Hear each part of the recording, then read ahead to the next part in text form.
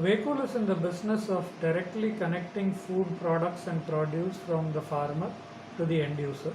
We procure fresh produce, grains and staples, and milk from a base of about 40,000 farmers. We supply either the raw or the processed produce to about 11,000 customers across 135 towns in southern India.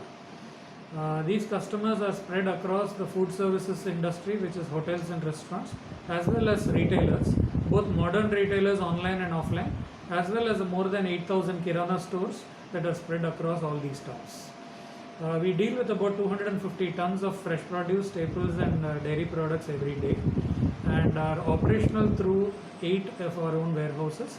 In addition, we have another 12 partner warehouses through which we reach these 135 towns. We started preparing for this sometime late January, just around the time or a little before it started being declared as a pandemic by the World Health Organization. And we are approaching this in 4 waves of precautionary measures. In wave 3, which started mid-March, we introduced disinfection of all our air circulation systems using a specific chemical that was prepared in partnership with our friends Microgo. We introduced vehicle disinfection from source to delivery. For example, our vehicles were disinfected at Nashik itself for our onions and disinfected once again when they reached our warehouse, and subsequently the delivery vehicles are also disinfected on a daily basis. All our facilities, we installed air cleaners with HEPA filters because it was indicated that HEPA filters are fairly effective in filtering out viruses in general. All our crates were already being disinfected, and the strength of disinfectant were further increased, and we do machine washing of all our crates. Warehouses are disinfected multiple times a day, as are our retail stores. PPE was further strengthened with the introduction of protective goggles, gloves, and full suits for all the delivery executives who are involved in last mile delivery to our customers. Wave 4 is currently on, where in some sense post the lifting of the lockdown we will have to learn to live with a number of precautions. So we are building air purification and recirculation systems within the offices. We are working on cache cleaning systems using UV and other methods. We are bringing in non-contact systems for all taps, doors and other facilities so that people do not have to use their hands.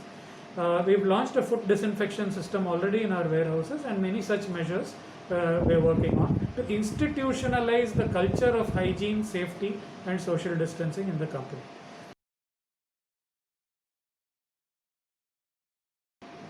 As soon as the lockdown was announced, we were shut down for about 24 hours, wherein we worked closely with the authorities to understand the permits required and to secure the necessary permits. Once this was done, we moved most of our sales processes to either call center or app-based sales. We set up calling options for our sales executives so that they need not physically go out to the retail outlets but can take orders on the phone itself. We also very quickly launched an app wherein our customers could place orders on us. In the picking and packing process, we rearranged the manpower and the workflow to ensure social distancing and productivity. For example, we converted one of our conveyor lines into a moving assembly line where pre-packed kits could be assembled. This made sure that the job was moving and the people were not moving around, and therefore social distancing could be maintained. Our delivery executives and drivers were adequately protected with PPE, and our trucks were continually disinfected, and this enabled us to get our material to the customers in a secure manner. We moved our maximum portion of our collections to cashless, to RTGS, to GPay and other such payment platforms. We also activated multiple warehouses, and we are in the process of continuing to add multiple warehouses so that in case any warehouse came into a containment zone, we can start operations quickly from another warehouse.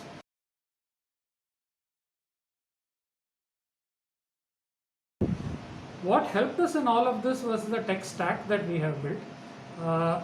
We have a full stack of technology elements starting from soil to sale. All of these sit on a standard off-the-shelf enterprise platform, but the applications have been built independently by us and they talk to each other. We start at the soil health level itself. Firstly, we map the farmers who are there in our network, understand what they grow, understand their past performance, and then start with soil health measurement, which is captured in an app. Our inputs and advisory platform ensures that these farmers follow the right practices during cultivation, and subsequently our sales and marketplace platform makes sure that they are able to get orders from us and they are able to bid for these orders based on our requirement. Subsequently, we have an automation platform known as Rapid, which is basically a traceability as well as warehouse automation platform.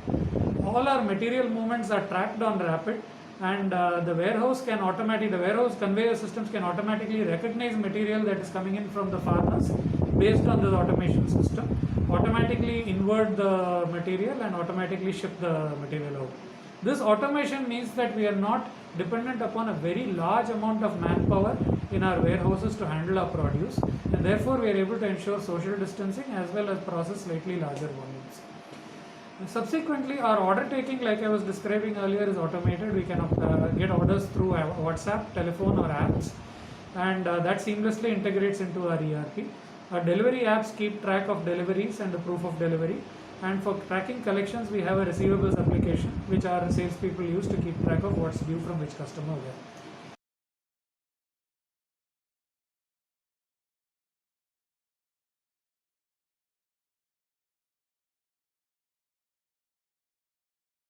So our approach to operating during the COVID crisis was simple.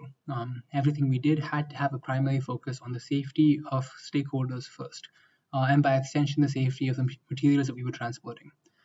Ensuring both man and material were as closely regulated as possible gave us confidence to not only support existing farmers and customers, but also go beyond traditional operations and work with those in need as well.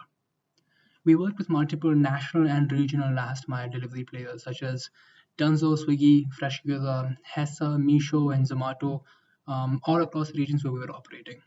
We also redesigned and rolled out an extremely simple to use mobile application connected to a call center manned by employees who were all working from home, taking all these calls remotely. This was done almost exclusively for elderly customers living alone, for whom we did personal deliveries ourselves. Social media, WhatsApp, emails, and other channels also opened up for customers across the world, wherever they were, to reach out and place orders and requirements for people who were in need in our areas where we were operating. Additionally, we also had the honor of supporting the relief efforts of multiple NGOs, government departments, and private donors as well. People who wanted to basically distribute kits of staples, fruits and vegetables, and other requirements and relief items to underprivileged people and those in need. Within a week, we had redesigned the entirety of our warehouse and shop floor management and started kitting thousands of relief packets on a daily basis. Today, we've crossed over 35,000 relief kits already, packing all shapes and sizes for charitable efforts across the entire country.